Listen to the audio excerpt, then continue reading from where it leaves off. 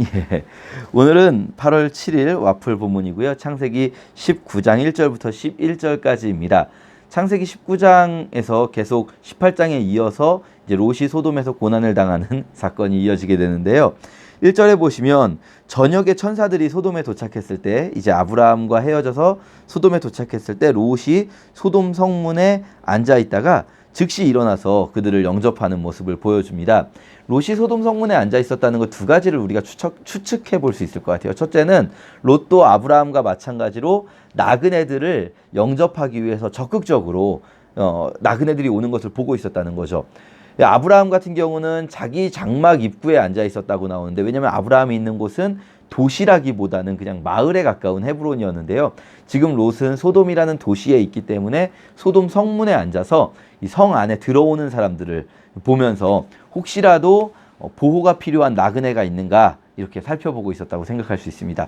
두 번째 우리가 추측할 수 있는 것이 있는데요. 도시 국가들의 이 도시에서 성문이라는 위치가 참 특이합니다.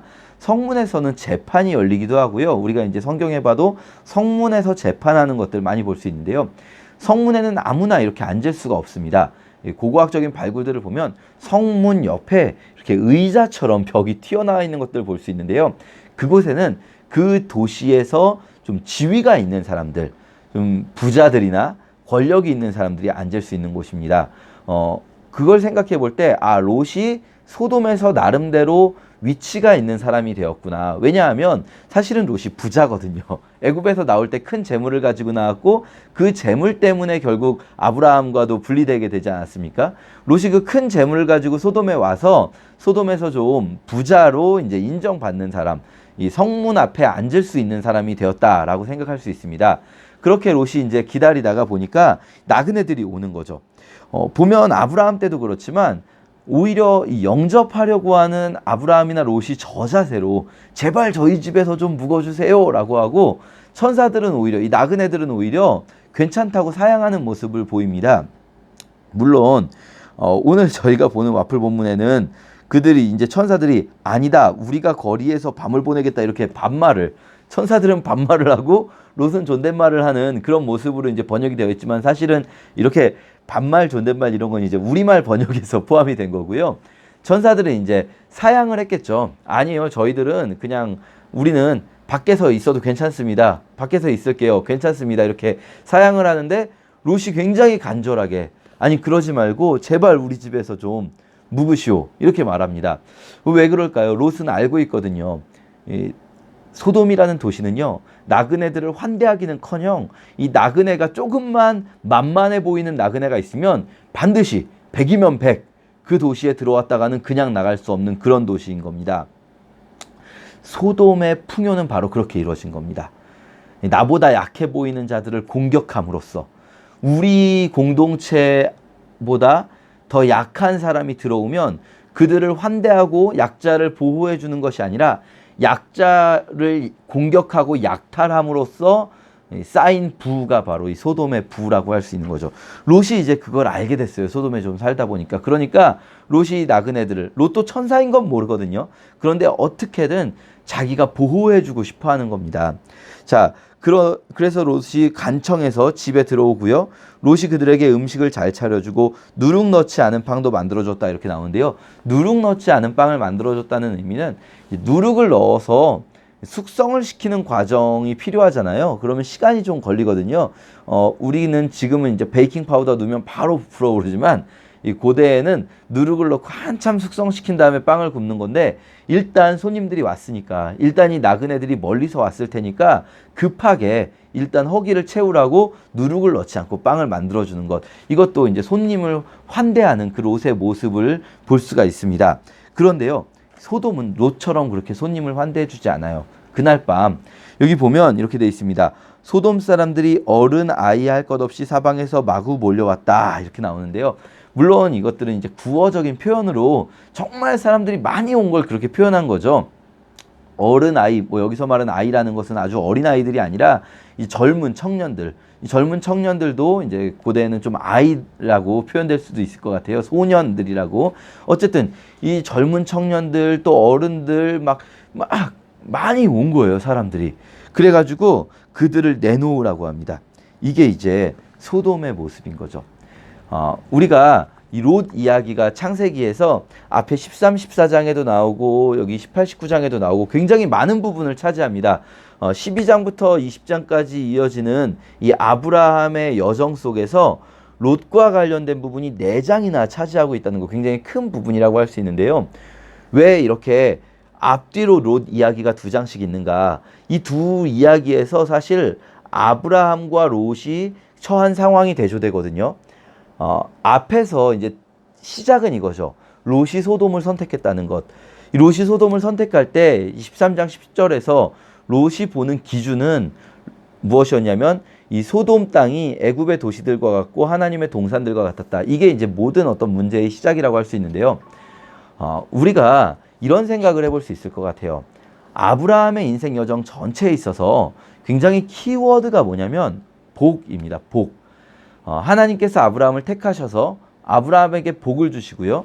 그리고 아브라함이 복을 받을 뿐만 아니라 아브라함을 통해서 사람들이 복을 받게 하시기 위해 아브라함을 복의 근원되게 하시는데요.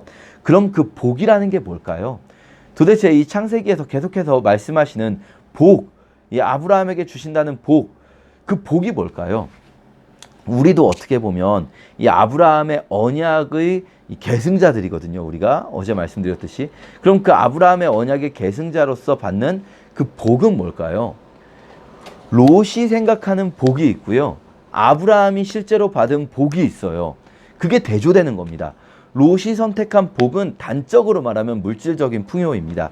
롯이 생각할 때는 물질적으로 풍요로운 것이 하나님이 주신 복이다라고 생각했어요. 그래서 롯은 소돔에 갔죠. 그랬더니 롯이 경험하게 되는 것은 뭐냐면 앞에 13, 14장에서는 더 물질적으로 풍요로운 자들, 이 엘람 왕 그돌라오멜의 노예가 되는 것이에요. 내가 여기 가면 좀 물질적으로 풍요롭겠지 하고 선택하고 간 곳에서 나는 물질적으로 더 풍요로운 자들의 노예가 됩니다. 그리고 이 18, 19장에서 이 물질적인 풍요를 얻은 자들, 그게 복이라면 그 복을 받은 자들의 모습이 등장해요.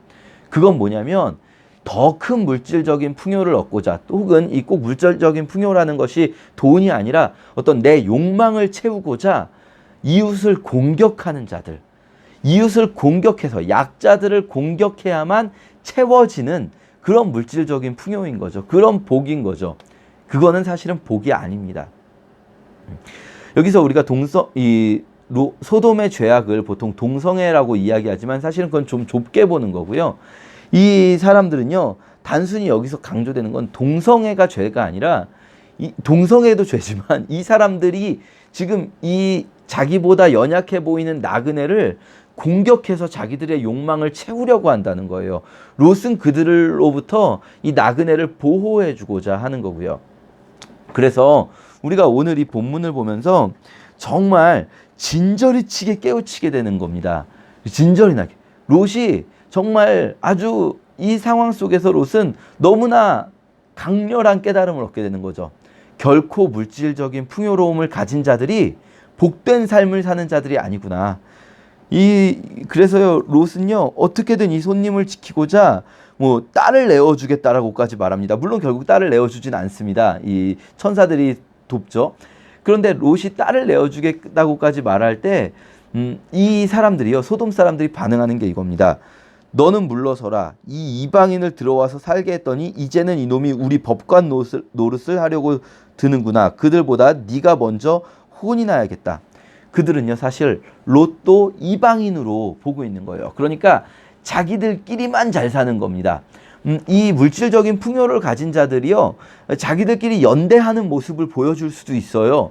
그런데요, 그 물질적인 풍요를 가진 자들끼리의 연대는 결코 사랑이 아닙니다. 그거는요, 집단 이기주의죠. 나만 아는 내 욕망만 채우려는 그 이기주의가 우리 집단, 나를 중심으로 해서 동심원을 그리면서 늘어나는 것은 사랑이 아니라 집단 이기주의고요. 집단주의일 뿐입니다.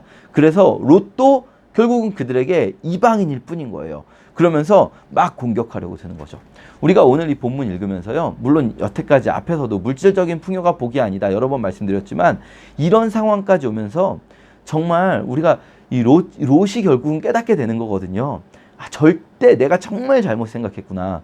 우리도 오늘 본문 읽으면서 혹시라도 내 안에 물질적인 풍요가 하나님의 복이라고 생각하는 것이 있었다면 정말로 내가 잘못 생각하고 있었구나.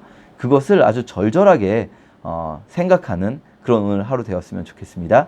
감사합니다.